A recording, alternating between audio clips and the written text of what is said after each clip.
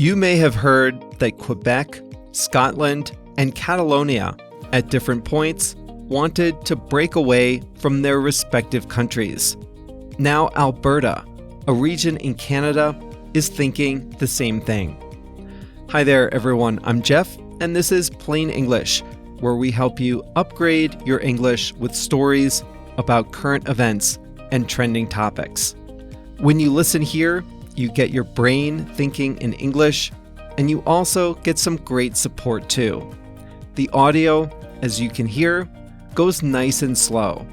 We also have a transcript with built-in translations on the website at plainenglish.com/795. plainenglish.com/795, and that is thanks to JR, the producer. Today's topic is about Canada. You might remember a few weeks ago, we talked about the country's federal elections, how the opposition Conservatives looked to reclaim power after many years. But the Conservative campaign collapsed at the last minute. You can hear that full story in episode 775. Today, though, we're going back to Canada to talk about Alberta, one of the interior provinces, and the one with the most conservative politics. Some Albertans, as residents of the province are called, are fed up with Canada and they want to become their own country. Will this be a strong independence movement, like what happened with Quebec in the 1980s and 1990s? Or is this just frustration with the status quo? That's our topic today.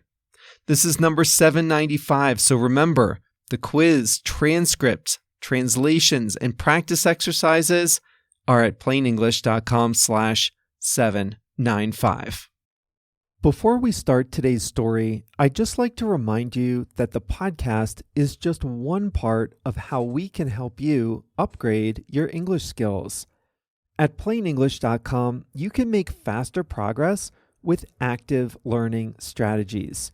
You can take quizzes, do activities, listen to the fast version of the audio, watch video workshops, practice what you learn, and even join a live call with JR and me. It's all about helping you build your skills to become a better, more confident English speaker. Sound good? Go to plainenglish.com to start your free 14-day trial today. Now, let's jump into today's story.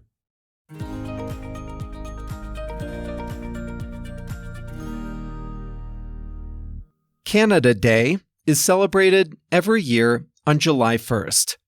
It marks the anniversary of the founding of Canada in 1867. In most years, Canada Day is a low-key affair, a day off with picnics, barbecues, and fireworks. This year was a bit different, with more Canadian flags and a surge of patriotism and national pride. That is thanks to provocative rhetoric and tariffs from Donald Trump. This year, Canadian shoppers have boycotted American-made products and have canceled vacations south of the border.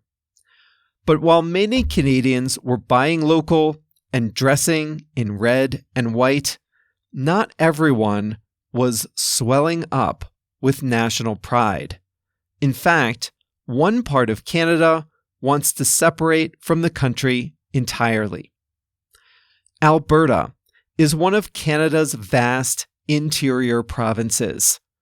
It's often called the Texas of the North for its frontier culture and conservative politics. And just like the American state of Texas, Alberta gets much of its wealth from oil and gas, thanks to its vast oil sands reserves. Alberta's energy industry produces much of the oil and gas that the rest of Canada uses. And not only that, it's a significant source of tax revenue. Many Albertans, though, don't feel appreciated for the role they play in Canada's economy. If anything, They feel that the rest of Canada is holding them back.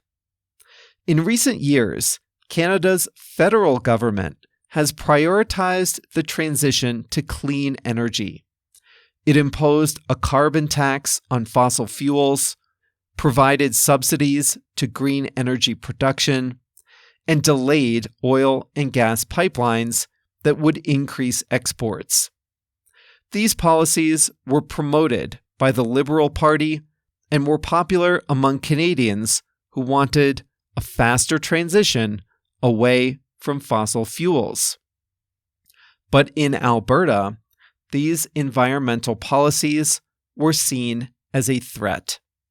The province's Conservative government says that the national government was robbing Albertans of their wealth.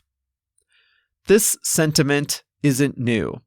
The province tends to skew more conservative than the rest of the country, and its political leaders have often blamed the federal government for not having Albertans' best interests at heart.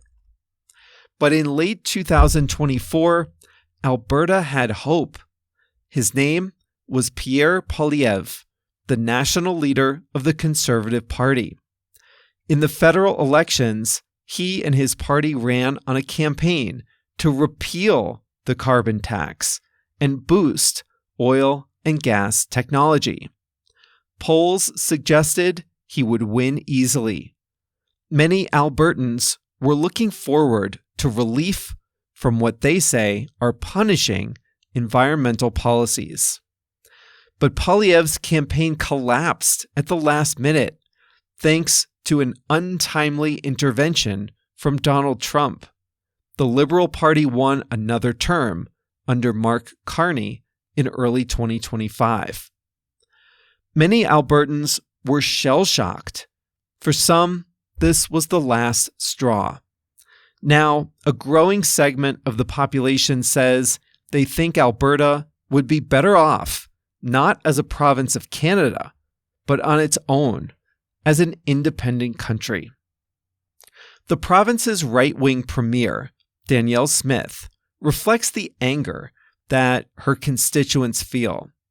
She repeatedly says that Alberta has an Ottawa problem, meaning that her province isn't well understood in Canada's faraway capital.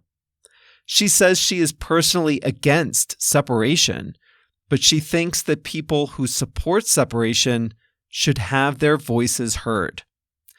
To that end, she made it easier to hold a referendum, an official vote on independence, and that vote is likely to happen sometime in 2026.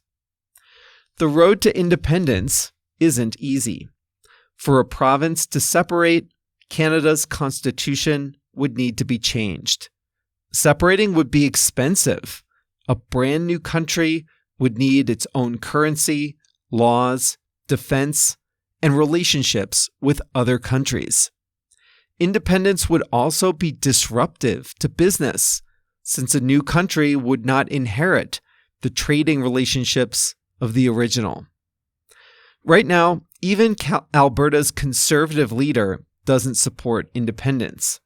And the Conservative Party's national leader, the Albertan Pierre Poilievre, says that he too opposes independence. So what is public opinion looking like? Polls suggest that most Albertans aren't convinced that sovereignty is the best option. Only about a third of residents say they want to separate, far short of a majority.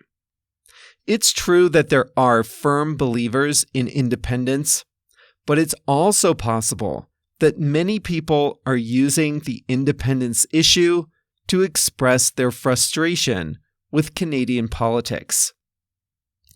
This isn't the first time part of Canada has considered going its own way.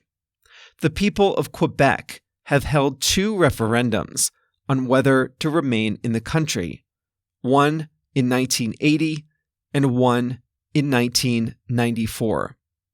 For Québécois, though, their reasons for wanting to separate were more cultural than economic. Quebec is more European than the rest of the country, with a strong French-Canadian identity. Still, for voters 30 years ago, that wasn't enough to decide to form an independent country. In the 1995 vote, the no camp won by 0.4%. Albertans may be learning from Quebec's experience in the 1990s. Though Quebec's independence vote failed, the province did get concessions from the national government. It got expanded powers over immigration, language, and culture, and to this day, its Bloc Québécois holds outsized influence in national policies. Still, the new prime minister is not taking any chances. Mark Carney had a front row seat to Britain's separation from the European Union, and he surely doesn't want to see this movie again. He has already promised to speed up energy development across the country. His government passed legislation that will help get energy infrastructure built and improve access to foreign markets.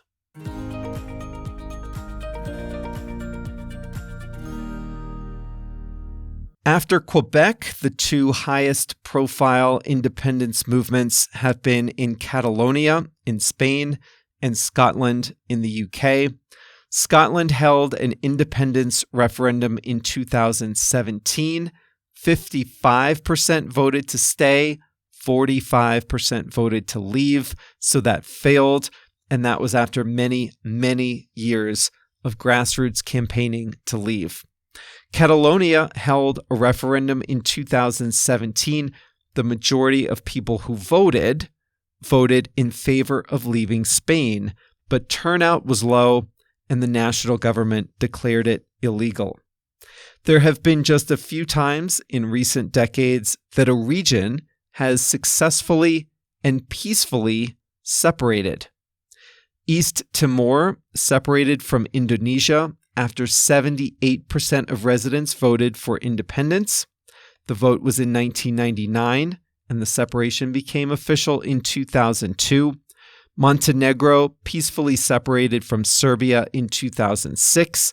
South Sudan became the world's newest country in 2011 after seceding from Sudan. And that's all for us here in episode 795 of Plain English on this Thursday, August 7th, 2025. Every episode of Plain English has a companion page on the website, and this episode can be found at plainenglish.com/795. Type that right in your browser or click the link in the episode notes and you'll see the full transcript, built-in translations, quiz, exercises, and more. That's all for you at plainenglish.com/795. We'll be back on Monday with a new story. See you then.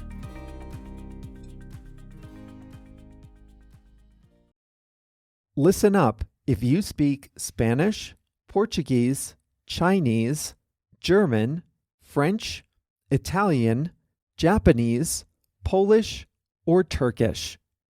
One of the most frustrating things about listening and reading in a second language is being confused by unfamiliar words or phrases. When you listen to Plain English, or when you read the transcript, you probably encounter some words you don't know. When that happens, you have a few options. You can stop the audio, go look up the definition, then return to the episode, find your place, and press play again, but that's exhausting. Or you can just skip it and be confused. That's no fun either. But what if you could see the translation of the word into your language instantly without having to stop the audio, without having to look anything up? Well, you can at plainenglish.com. For each episode, we translate about 100 words and phrases from English to 9 languages: Spanish, Portuguese, Chinese, German, French, Italian, Japanese, Polish, and Turkish. And we highlight those words in blue. All you have to do is hover your mouse over the highlighted word, and you'll see the translation instantly. It works great on mobile too. It really makes listening a lot more satisfying, and it's a great way to expand your vocabulary in English. The best way to see these translations is to sign up for a free 14-day trial at plainenglish.com. During your trial, you can read as many transcripts as you like, all with the translations into your language. So sign up for your free trial today at plainenglish.com.